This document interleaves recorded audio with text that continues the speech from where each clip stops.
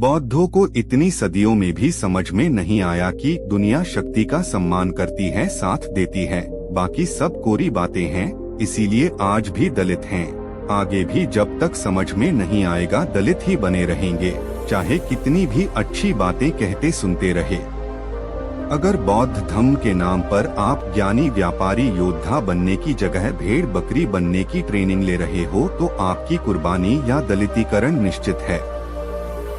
मनुस्मृति क्यों जलाई गई? पिछले कुछ सालों से स्कूल कॉलेज के सिलेबस में दिखाई सुनाई देने वाली मनुस्मृति का एक पक्ष ये भी है कि इसे डॉ. आम्बेडकर ने सार्वजनिक रूप से जलाया था और तब से हर साल 25 दिसंबर को जलाया जाता है। आइए जाने कि 25 दिसंबर मनुस्मृति दहन दिवस को मनुस्मृति क्यों जलाई जाती है। इससे पहले कि हम मनुस्मृति क्यों जलाई गई को जाने, मनुस्मृति का मकसद जान लेते हैं। मनुस्मृति संविधान इसलिए लिखा गया था कि हारे हुए बौद्ध राक्षस असुर दलित फिर दोबारा संगठित होकर सर न उठा पाएं, उनका परमानेंट गुलाम बनाने का ग्रंथ है मनुस्मृति। आइए मनुस्मृति पर ओशो जी के विचार से शुरू करते हैं। गरीब आदमी तो क्रांति की कल्पना भी नहीं कर सकते क्योंकि उसको तो किसी भी प्रकार की शिक्षा की अनुमति ही नहीं दी गई। उसे अपने से ऊपर के 3 वर्णों से किसी भी संपर्क से मना कर दिया गया। वो शहर के बाहर रहता है, वो शहर के अंदर नहीं रह सकता। गरीब लोगों के कुएं इतने गहरे नहीं हैं, वे कुएं बनाने में ज्यादा पैसा नहीं डाल सकते हैं। व्यवसायियों के पास अपने बड़े और गहरे कुएं हैं और राजा के पास अपने कुएं हैं ही। अगर कभी बारिश नहीं आए और उसके कुएं सूख रहे होते हैं तो भी शूद्र को अन्य किसी के कुएं से पानी लेने की अनुमति नहीं है। उसको किसी नदी से पानी लाने के लिए 10 मील दूर जाना पड़ सकता है। वो इतना भूखा है कि दिन में एक बार के भोजन का प्रबंधन करना भी मुश्किल है। उसको कोई पोषण नहीं मिलता। वे कैसे क्रांति के बारे में सोच सकते हैं?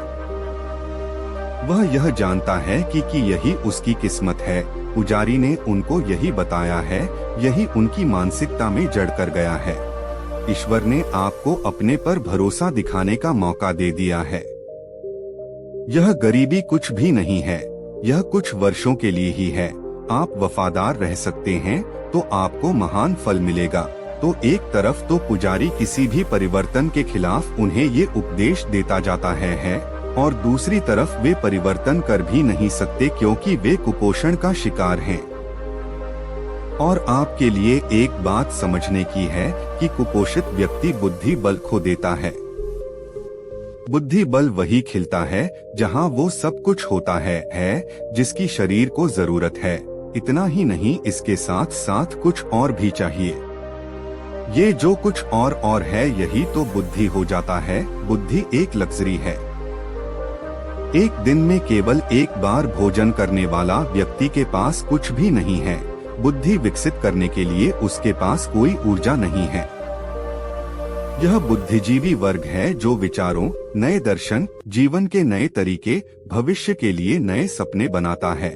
लेकिन यहाँ बुद्धिजीवी तो शीर्ष पर पहले से ही है।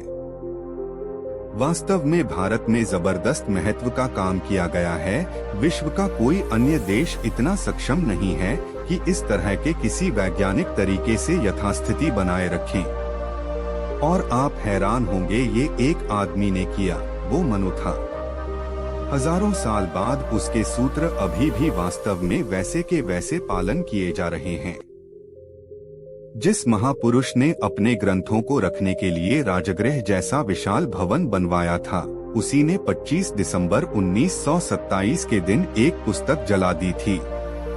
आखिर क्यों? जिस महापुरुष के पास लगभग 30,000 से भी अधिक मूल्य की निजी पुस्तकें थीं, उसी ने एक दिन एक पुस्तक जला दी थी। आखिर क्यों? जिस महापुरुष का पुस्तक प्रेम संसार के अनेक विद्वानों के लिए नहीं, अनेक पुस्तक प्रकाशकों और विक्रेताओं तक के लिए आश्चर्य का विषय था, उसी ने एक दिन एक पुस्तक जला दी थी। आखिर क्यों? उस पुस्तक का नाम क्या था? उसका नाम था मनुस्मृति।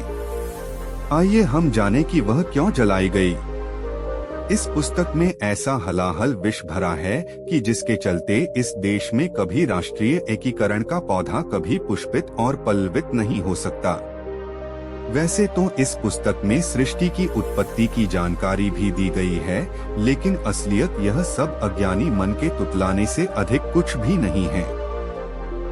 मनुस्मृति की इतने बढ़ चढ़कर ज्ञान की डींगे बघारी गई है, उसका असली उद्देश्य जातिवाद का निर्माण और स्त्री को निंदनीय तथा निम्न बताना भर है। इसमें निहित आदेश निर्लज्जता से ब्राह्मणों के हित में है। कहने वाले तो कहते हैं कि मनुस्मृति और उसकी आज्ञाएं कब की मर चुकी हैं, अब गड़े मुर्दे उखाड़ने से क्या फायदा। लेकिन सच पूछे कि क्या वाकई मनुस्मृति मर चुकी है? ऐसा नहीं है। आज भी विश्वविद्यालयों में मनुस्मृति पाठ्य पुस्तक के रूप में पढ़ाई जाती है। जयपुर हाई कोर्ट के परिसर में आज भी मनु की मूर्ति भारत के संविधान को चिढ़ाते स्थित है। यूं तो आज नए नए कानून बन गए हैं, परंतु दुख की बात है कि आज भी वास्तव में हम मनुस्मृति से ही संचालित हो रहे हैं। न जाने हम कब इस कब्र से बाहर निकलेंगे। प्रश्न है कि डॉक्टर बाबा साहेब आम्बेडकर ने आखिर यही पुस्तक क्यों जलाई? इसका उत्तर साफ है कि जिस कारण महात्मा गांधी ने अनगिनत विदेशी कपड़े जलवाए थे। धर्मशास्त्र माने जाने वाले इस कुकृत्य को नष्ट करने के लिए क्या इसे जलाना अनिवार्य नहीं था?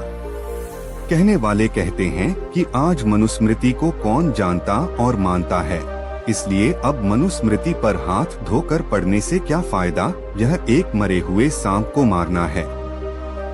हमारा कहना है कि कई सांप इतने जहरीले होते हैं कि उन्हें सिर्फ मारना ही पर्याप्त नहीं समझा जाता, बल्कि उसके मृत शरीर से निकला जहर किसी को हानि न पहुंचा दे, इसलिए उसे जलाना भी पड़ता है। वैसे मनुस्मृति जैसी घटिया किताब की तुलना बेचारे सांप से करना मुझे अच्छा नहीं लग रहा। बेचारे सांप तो यूं ही बदनाम हैं और अधिकांश तो यूं ही मार दिए जाते हैं। फिर भी सांप के काटने से एकाध आदमी ही मरता है, जबकि मनुस्मृति जैसे ग्रंथ तो दीर्घकाल तक पूरे समाज को डस लेते हैं। क्या ऐसे कृतियों की अंत्येष्टि यथासंभव किया जाना अनिवार्य नहीं है? वैसे मनुस्मृति के अलावा भी हिंदुओं की तमाम स्मृतियां और ग्रंथ में शूद्रों, आज के ओबीसी और दलित तथा महिलाओं को हे दृष्टि से देखते हुए उन्हें ताड़न का अधिकारी बताती है। बाबा साहेब ने 1927 में जो मनुस्मृति जलाई थी, वह अकेली एक पुस्तक से घृणा होने के कारण नहीं, बल्कि इसे अन्य तमाम स्मृतियों और किताबों का प्रतिनिधि ग्रंथ मानकर की थी। लेकिन आश्चर्य तो इस बात का है कि भारत सरकार आज तक इस राष्ट्र विरोधी किताब पर प्रतिबंध लगाकर इसे जब्त नहीं कर रही।